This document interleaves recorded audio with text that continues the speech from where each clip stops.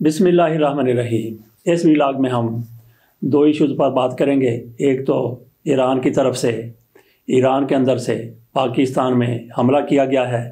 इस हमले में 2 बच्चे शहीद हो गए, एक खातून और एक बच्ची शदीद ज़ख्मी हुए हैं। इस पर पाकिस्तान की तरफ से बुज़दिली का मुज़ाहरा नहीं बल्कि जुर्रत का मुज़ाहरा करने की ज़रूरत थी और ज़रूरत है।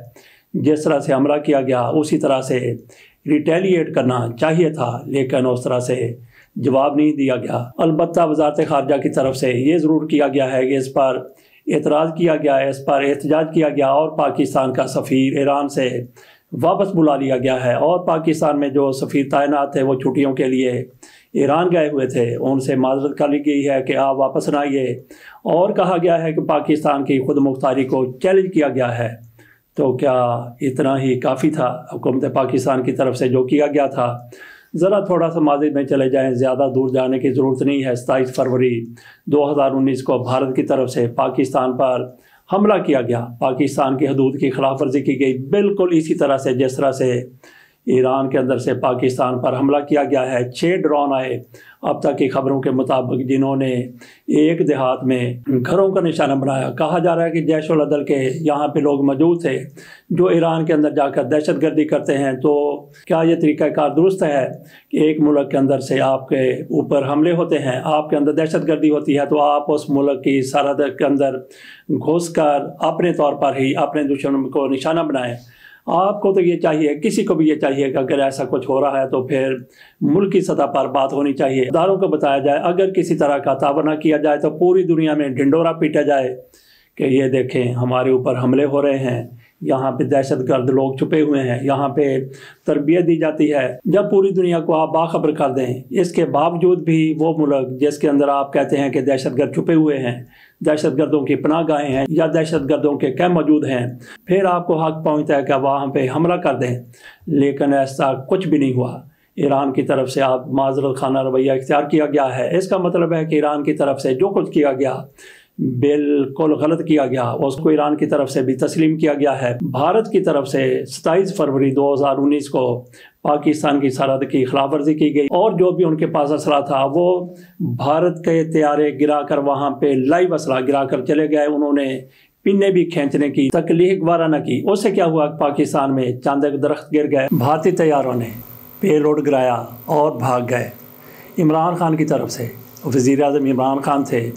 चंद रोज़ कबल कहा गया था कि भारत की तरफ से, जैसा कि पुलवामा की वकूफ़ पज़ीर होने के बाद भारत धमकियां दे रहा था, इमरान खान ने कहा था कि अगर भारत की तरफ से पाकिस्तान पर हमला किया गया तो हम जवाबी कार्रवाई का, रिटेलिएट लफ्ज़ उन्होंने इस्तेमाल किया था, तो हम रिटेलिएट के बारे में सोचेंगे नहीं बल्कि रिटेलिएट कर देंगे, हमले का जवाब हमले से दे देंगे। 26 फरवरी को तो ये हुआ कि भारत की तरफ से ये जारी की गई।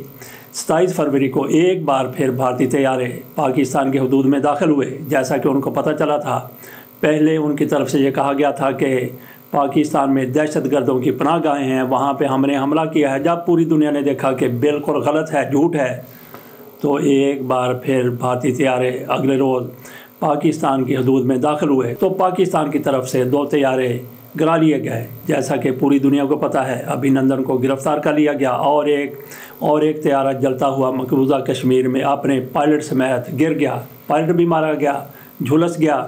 तो इस तरह से ये होता है जवाबी वार, ये होती है रिटेलिएशन इमरान खान की तरफ से, उस हुकूमत की तरफ से, पाकिस्तान की तरफ से, पाक फ़ौज की तरफ से भारत को वो जवाब दिया गया जो दिया जाना चाहिए था। भारत इल्ज़ाम लगाता है पाकिस्तान के अंदर पनाहगाहें हैं दहशतगर्दों की।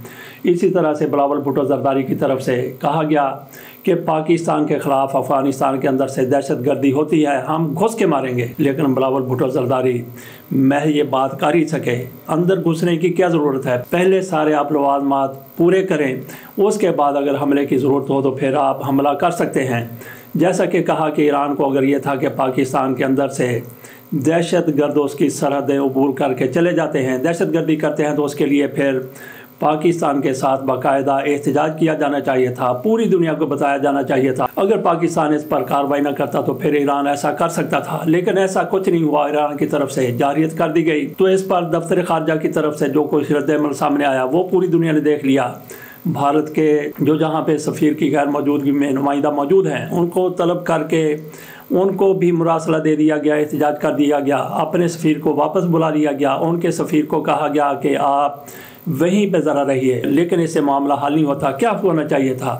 یہ تو نہیں ہو سکتا کہ جیسے ایران کی طرف سے پاکستان پر حملہ کیا گیا، پاکستان بھی اپنے سارے طیارے ادھر بھیج دیتا، پاکستان بھی ایسا ہی حملہ کرتا، لیکن یہ ضرور ہونا چاہیے تھا کہ جس جگہ سے پاکستان پر حملہ کیا گیا تھا، جس طرح سے وہاں سے ڈرون اڑے تھے، وہیں پہ جا کے وہیں پہ گھس کے آپ کے پاس مکمل اختیار تھا کہ آپ اس طرح سے کر دیتے جس طرح سے ان کی طرف سے کیا گیا تھا۔ تو یہ ایران پر حملہ کنسیڈر نہیں کیا جانا تھا، کیونکہ جہاں سے پاکستان پر حملہ کیا گیا ہے پاکستان نے وہاں پہ جا کے کارروائی کرنی تھی۔ یہ تو بات ہوگی۔ یہاں تک اب آ جاتے ہیں عمران خان کے حوالے سے۔ عمران خان کے کاغذات نامزدگی ہائی کورٹ کی طرف سے بھی مسترد کر دیے گئے ہیں۔ پہلے تو عمران خان کے کاغذات مسترد کیے گئے ریٹرننگ افسر کی طرف سے، اس کے بعد عمران خان ٹربیونل میں چلے گئے، ٹربیونلز کی طرف سے بھی عمران خان کے کاغذات اسی طرح سے مسترد رکھے گئے جس طرح سے ریٹرننگ افسر کی طرف سے فیصلہ کیا گیا تھا۔ عمران خان اس معاملے کو لے کر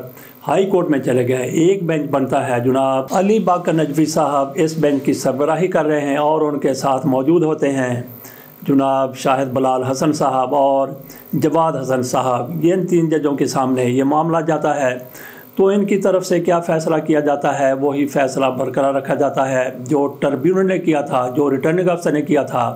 عمران خان کے حلقہ 89 89 جس کو 99 پنجابی میں کہتے ہیں، اسے عمران خان کے کاغذات نامزدگی مسترد کر دیے گئے، اور حلقہ NA 122 لاہور سے بھی عمران خان کے کاغذات نامزدگی اس بینچ کی طرف سے مسترد کر دیے گئے۔ عمران خان ہو سکتا ہے کہ سپریم کورٹ چلے جائیں، لیکن یہیں سے عمران خان کے کاغذات نامزدگی منظور ہو سکتے تھے۔ تھوڑی سی غلطی کر دی تحریک انصاف نے، عمران خان کے کاغذات نامزدگی مسترد ہونے سے بچانے کے لیے بس تھوڑا سا انہوں نے کام کرنا تھا، وہ نہیں کیا گیا، اس کو آپ غلطی کہیں گے۔ جناب باقر علی نجوی صاحب وہ جج صاحب ہیں جنہوں نے شہباز شریف کو پاکستان سے 24 گھنٹے کے اندر اندر کیس سنا، فیصلہ کر دیا کہ وہ پاکستان سے باہر لندن جا سکتے ہیں۔ عمران خان کی حکومت تھی تو اس کی طرف سے نئی حکمت عملی اختیار کرتے ہوئے شہباز شریف کا باہر جانا روک دیا گیا، اور یہی باقر علی نجوی صاحب ہیں جن کی طرف سے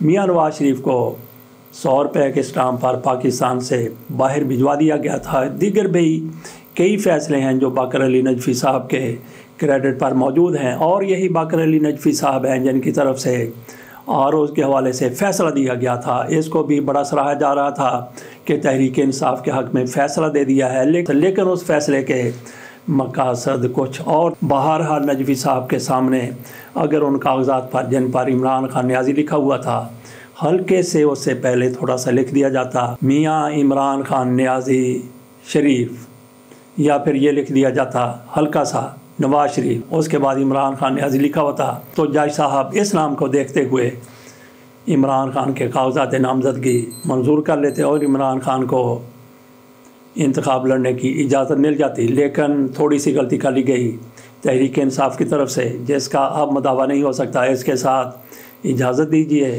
اللہ حافظ۔